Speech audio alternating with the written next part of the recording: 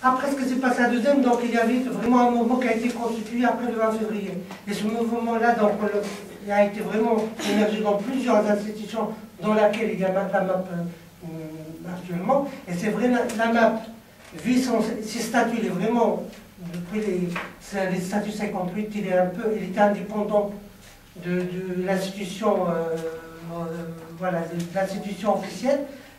Mais après, donc 59, il y a une opération politique derrière. Donc à partir de 59 jusqu'à aujourd'hui, la MAP est devenue vraiment une grande institution d'info officielle. Et maintenant, ce mouvement-là qu'on connaît des partis ici, des partis vraiment en France, et qui a émergé un petit peu dans toutes les agences de la MAP partout dans le monde. Il y a vraiment maintenant une grande mobilisation interne de la MAP par rapport de Zen, qui demande vraiment l'indépendance de transmission de l'info par rapport à ce qui se passe au Maroc. On va passer sur la partie par rapport à l'attitude des partis politiques. On va la partager surtout chronologiquement, c'est-à-dire à partir du 20 février et après le discours du roi, parce qu'il y a eu des attitudes différentes. Et on va aussi la partager par rapport à la jeunesse des partis politiques et aux cadres dirigeants qui ne se renouvellent jamais, qui sont aussi vieux que la monarchie marocaine. Donc, par rapport à la jeunesse des partis politiques, il y a eu la jeunesse de l'USFP qui a rejoint les 20 février juste après les manifestations du 20. Il y a eu la jeunesse du PJD. Il y a eu la jeunesse des partis politiques comme le PSU, le PADS, mais qui ont aussi participé au mouvement. Et il y a eu des ONG, des jeunes Marocains à titre individuel et des jeunes de l'AMDH, Association marocaine des droits humains, et du PADS, du PSU et de la Voix démocratique. Et alors, entre autres, comme exemple, au sein même de l'USFP, la jeunesse de l'USFP réclame la démission même du bureau politique qui, lui, ne soutient pas le mouvement. Donc il y a au sein même des partis politiques aujourd'hui des conflits internes pour critiquer la position de ces partis-là qui restent bien trop réprobables par rapport à leur jeunesse. Et la deuxième partie par rapport... Oui, donc vous avez parlé de Bambarka. Mais Bambarka, quand il s'est engagé, n'avait même pas 18 ans. Quand il était étudiant à Alger, vous savez, il était responsable. Quand il a signé avec Ourbit, qui était un autre leader, avec Mahchoud, avec Abdallah Ibrahim, donc tous les leaders du mouvement national, mais on appelle le mouvement national, le mouvement qui a lutté contre le colonialisme, eh bien, ils n'avaient pas l'âge de ces jeunes qui sont autour de moi. Donc la jeunesse, si on parle de changement, eh bien, les jeunes, c'est eux qui aspirent au changement, parce qu'ils n'ont pas dans le statu quo. Ceci étant dit, donc notre jeunesse marocaine, comme notre jeunesse qui nous a apporté l'indépendance, ils sont capables de libérer leur peuple pour instaurer une démocratie. En ce qui concerne la monarchie, eh bien, il y a une monarchie à côté de nous, en Espagne. Il y a une monarchie en Belgique. Il y a une monarchie. Donc ces monarques ne sont pas de droit divin. Et ben, si on veut garder et le pouvoir et le règne, et ben, on risque de perdre tout. Parce que les peuples aspirent à la liberté.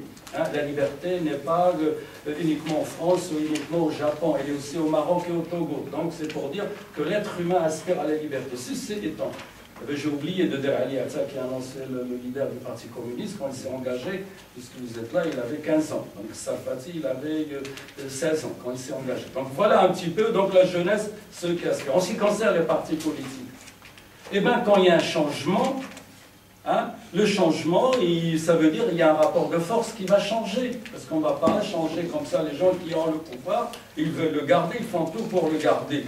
Et que la première constitution, on l'oublie, et puisque vous avez parlé de Mehdi Bambarka, de Abdelkrim Khattabi, le grand patriote, eh bien ils étaient contre. Et en 1962, eh ben, c'était falsifié, comme quoi la constitution, il y avait 90, etc. Il y avait les élections juste après. Eh ben, la gauche marocaine dans le temps, l'UNFP, hein, et avec les Sigla qui étaient à l'opposition, ils étaient majoritaires dans le nouveau Parlement, et on a dit surtout avec l'état d'exception de 1965. C'est pour dire qu'il y avait la question du pouvoir au Maroc n'a pas été réglée jusqu'à maintenant, et que le pouvoir actuel, pour ne pas arriver à une guerre civile, ce que nous ne souhaitons pas, ce que ne souhaitent pas les partis politiques de gauche marocaine, c'est qu'il y a un consensus, mais un consensus dans la démocratie, dans les libertés. Le Parti socialiste, il en a parlé. Il y a une partie, il y a un mouvement. Donc le mouvement de jeunes, il a créé un mouvement à l'intérieur du parti historique de gauche qui est le Parti socialiste. Il y a le Parti socialiste unifié et il est contre. Il a déclaré son bureau politique, il vient de déclarer qu'il ne participe pas à cette comédie de désigner une conscience parce que pour une constitution indépendante, il faut que les personnes soient indépendantes et qu'il n'y a pas les certitudes pour que cette commission désignée soit indépendante. Il y a le parti, le PATS, qui est un grand parti de gauche, de radical, qui a fait scission avec l'UCP, eh bien, ils sont contre. Il y a Neige, la Voie démocratique, qui est un grand parti de gauche, et qu'ils sont contre. Donc, pour vous dire, si les partis de gauche sont ceux reconnus par le pouvoir, ces partis ne représentent plus rien maintenant. Si les partis de gauche, de la gauche radicale, qui ont résisté pendant les années de plan, eh bien cette jeunesse, elle aspire aux mêmes objectifs que, donc ils sont majoritaires dans la nation marocaine. L'autre point, eh bien il nous dit qu'il y a la mazérité. Parce qu'on veut diviser, mais il faut institutionnaliser la mazérité. C'était pas clair comme ça. Il faut qu'il y ait des actes forts. Si on veut un changement, il faut qu'il y ait un acte fort. Par exemple, libération de tous les détenus politiques. Hein? Il faut qu'il y ait, par exemple, il y a l'impunité. Et ben, on dit qu'il y a la transition, qu'il y a l'UR, qu'il y a les recommandations de l'UR, mais les gens qui ont enlevé le Mehdi Bambaka dont on a parlé, les gens qui ont assassiné, les gens qui ont torturé, ils sont toujours au pouvoir. Donc on ne dit pas on va les condamner, mais au moins pour montrer qu'il y a une volonté politique de le mettre à l'extérieur du pouvoir. Donc voilà des éléments. J'aimerais bien ajouter ici ce qu'ont dit les amis, parmi les revendications du mouvement, ce qu'il avait aussi l'Ariad, la constitution démocratique votée par un assemblée constituante élue démocratiquement. Le mouvement des 20 février, c'est-à-dire ils sont clairs de désigner la commission qui va étudier le dossier de la Constitution. On veut quelque chose du peuple. Par rapport à la dynastie, ce que l'a dit mon ami, les manifestations marocaines avaient pour premier objectif c'est le changement de la Constitution, c'est-à-dire la réforme radicale de la monarchie et non de son renversement. C'est pour cela qu'il y avait ce mouvement des 20 février qui ont, on veut le dire ici, que nous sommes là pour les aider, pour les écouter et pour les soutenir. Ils ne doivent pas rester au chaos tout seuls.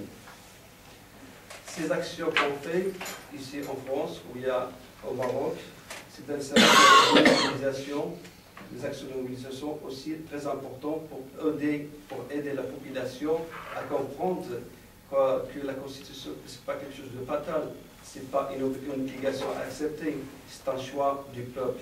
Par rapport les partis politiques, ce qu'on a dit, il faut savoir que les Marocains, dans les élections législatives en 2007, ont boycotté les élections. Et le chiffre qui était donné par le gouvernement, c'était 37, je crois, 37% de participation. 37% des gens des participants, c'est des gens qui sont inscrits. Ça c'est un message très fort, très fort que l'État à l'époque n'a pas reçu, que les gens en ont marre, ils veulent du changement, et leur vie, changer leur vie, leur méthode de vie, voir le Maroc autrement, et un Maroc démocratique. Voilà. Mais le point à analyser, c'est que vous avez parlé de l'opinion publique, et on parlera de l'avenir du mouvement.